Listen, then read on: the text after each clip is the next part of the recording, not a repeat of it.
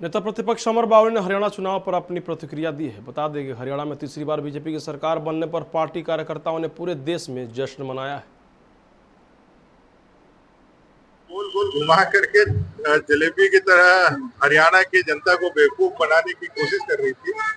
उस पे जरूर उनका जो है ग्रहण लग गया, उस पे जरूर उनका जो है निराशा हाथ लग गया। मुझे हरियाणा की जनता पर गर्व है और उनके इस मैंडेट को भी हम लोग बहुत स्वागत करते हैं। लगातार तीसरी बार एक जनता की सरकार उन्होंने बनाई है, आशीर्वाद दिया है और मोदी जी के नेतृत्व में हरियाणा निरंतर विकास की गति पकड़ा है, उसको और तीव्र विकास के सत्ता के बढ़े।